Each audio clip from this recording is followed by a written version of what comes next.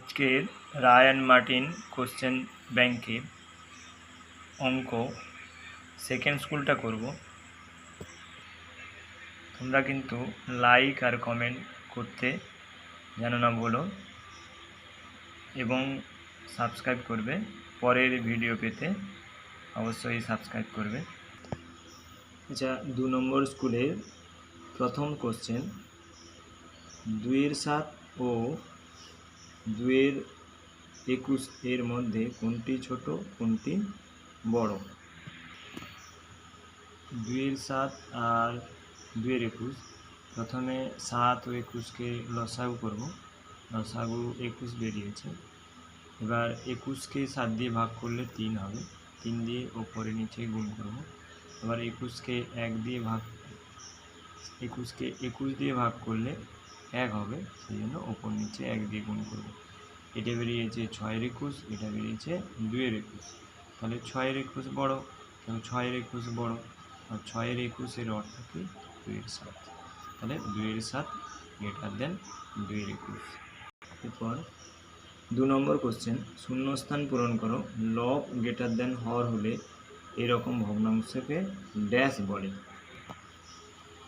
লব greater than হর হলে এইরকম ভগ্নাংশকে অপ্রকৃত ভগ্নাংশ বলে। যেমন দেখো 3-2, লব অর্থাৎ ওপরে, হর অর্থাৎ নিচে, তাহলে ওপরটা বড় হলে সেটা অপ্রকৃত ভগ্নাংশ হয়। বর্গক্ষেত্রের পরিসীমার সূত্রটি লিখো। বর্গক্ষেত্রের পরিসীমা সমান 4 গুণিতক একটি বাহুর দৈর্ঘ্য। ঠিক না ভুল? 3/9 এবং 9/3, এই দুটো ঠিক না ভুল? দেখো 3/9 মানে 3-এর 9, আর 9/3 মানে 9-এর 3, তাই এটি ভুল, কারণ এই দুটি সমান নয়, এই দুটি অসমান। 7-এর বর্গ সমান কত? 7-এর বর্গ মানে 7 গুণিতক 7। 7 গুণিতক 7 কত হবে? 7 গুণিতক 7 49, 7-7 49।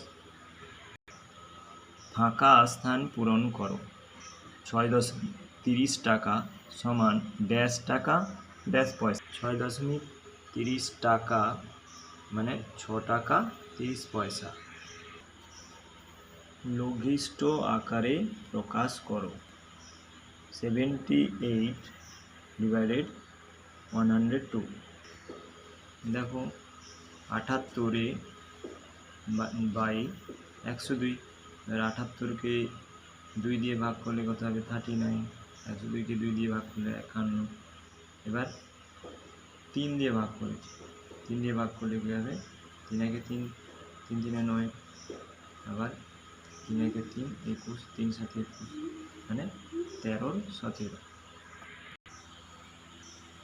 তুমি একটি বাঁশ 5-এর অংশ লাল রং ও 1/4 অংশ সবুজ রং করেছো।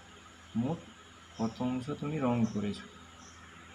দেখো মোট রং মানে কি হবে? মোট রং করেছি 5-এর 8 যুক্ত 1/4 হবে। এবার দুটোকে লসাগু করতে হবে, 8 এবং 4কে। 8-4কে লসাগু করলে লসাগু হচ্ছে 8। এবার দুটোকে যোগ করলে হবে 7-এর 8, অর্থাৎ 7-এর 8 অংশ রং করেছে।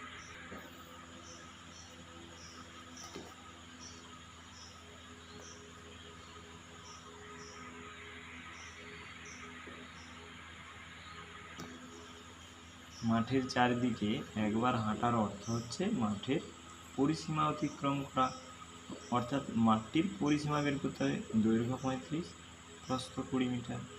তাহলে মাঠের পরিসীমা কী হবে? 2 গুণিতক দৈর্ঘ্য যুক্ত প্রস্থ, তাহলে 2 গুণিতক এটা করলে কত হবে? 110 মিটার। তাহলে সে 110 মিটার হেঁটেছে। জাহানারাদের বাগানে কিছু চারাগাছ বর্গাকারে সাজানো হয়েছে। একটি সারিতে 11টি চারাগাছ আছে। জাহানারাদের বাগানে গাছের সংখ্যা কত? দেখো এটা করতে হলে দেখো বর্গাকারে সাজানো মানে কি? একটি সারিতে যদি 11টা থাকে তাহলে নিশ্চয়ই 11টা লাইন হবে, তবে সেটা বর্গাকার হবে। সেই জন্য এটা কী হবে? তাহলে 11টি লাইন হবে, প্রতি সারিতে 11টি করে গাছ থাকবে। তাহলে কী হবে 11 গুণিতক 11 মানে 221। তোমাদের বুঝতে হবে যে বর্গাকারে সাজানোর অর্থ হচ্ছে যটা সারি হবে প্রতি সারিতে তটা করে থাকবে। এরপর দেখো সরল।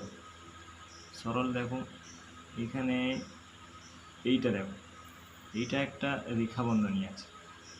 রেখা বন্ধনীর কাজ সবচেয়ে আগে হবে, তাহলে আগে করলে কী হবে 1 বিযুক্ত 1 মানে 0, তাহলে 0 হবে। এখানে যা সাইন ছিল সেই সাইন থাকবে, তাহলে 2 থেকে 0 বাদ দিলে 2 হবে। তাহলে এখানে কোনো কিছু নেই মানে এটা গুণ আছে, তাহলে 2 এর সঙ্গে 2 গুণ হবে, তাহলে 2 গুণে 4, 4 হলো। এখানে 5 যেরকম। এবার দ্বিতীয় বন্ধনীর কাজ, 5 থেকে 4 বাদ দিলে কত হবে 1 হবে। এবার তৃতীয় বন্ধনীর কাজ, তাহলে 8 থেকে 1 বাদ দিলে কত হবে 7 হবে। এবার 16 গুণিতক 7 মানে 112। সানিয়া 150.50 টাকায় 1 ঝুড়ি আম কিনল, বাজারে গিয়ে 175 টাকায় বিক্রি করলো। সে বিক্রি করে কত টাকা বেশি পেল?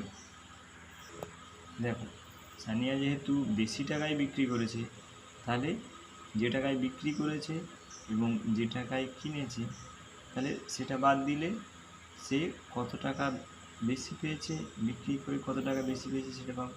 তাহলে এটা বিয়োগ হবে, এখানে বিয়োগ হবে, ঠিক আছে। তাহলে সানিয়া বিক্রি করে এত টাকা বেশি পেল।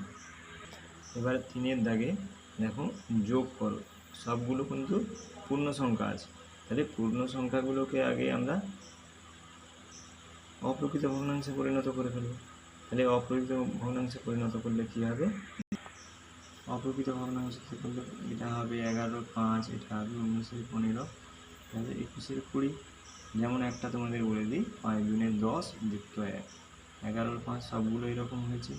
তারপরে যেরকম যোগ করতে হয় এগুলো সবগুলো দেখো 5, 15, 20 লসাগু এখানে কত হয়েছে 5, 15, 20 লসাগু হচ্ছে 60 হয়েছে, তাহলে নিচে 60 হবে। তারপরে 60কে যদি আমি 5 দিয়ে ভাগ করি কত হবে 12 হবে।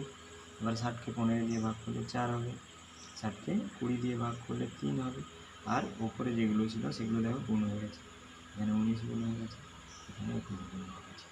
তাহলে কত হলো 132 76 যুক্ত 63 কত হচ্ছে 271 ডিভাইডেড বাই 60। এটাকে পূর্ণ সংখ্যা করলে কী হবে, দেখো এখানে পূর্ণ সংখ্যা করেছি, 60 দিয়ে ভাগ করলে কত হবে,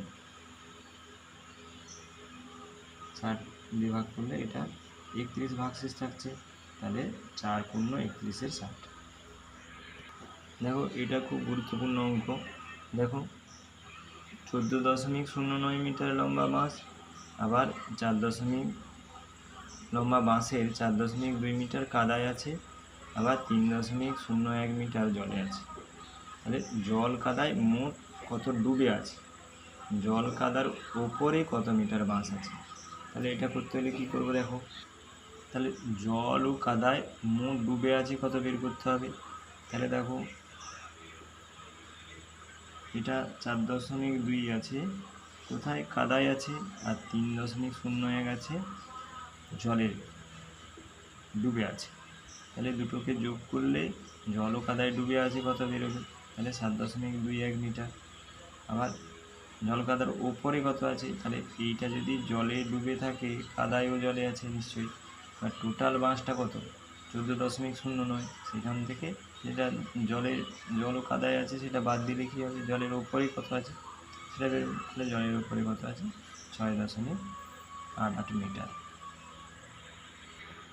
দেখো স্থানীয় মানে বিস্তার, স্থানীয় মানে বিস্তার দেখো 901.541, দেখো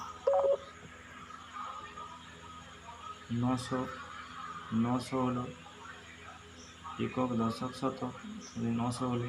0 আছে মানে কোনো কিছু করার দরকার নেই, শুধু 0 হবে।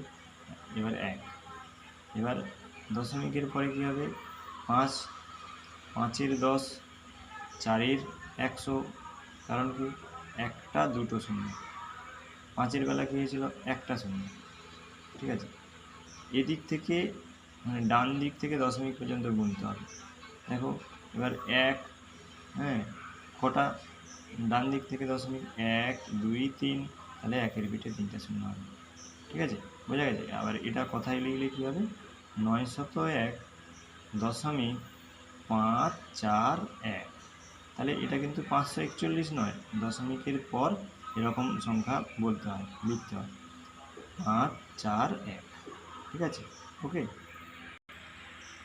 চ্যানেলটি দেখার জন্য সবাইকে ধন্যবাদ, এবং তোমরা অবশ্যই সাবস্ক্রাইব করে রাখবে। পরের স্কুলের অঙ্কের ভিডিও পেতে অবশ্যই সাবস্ক্রাইব করে রাখবে।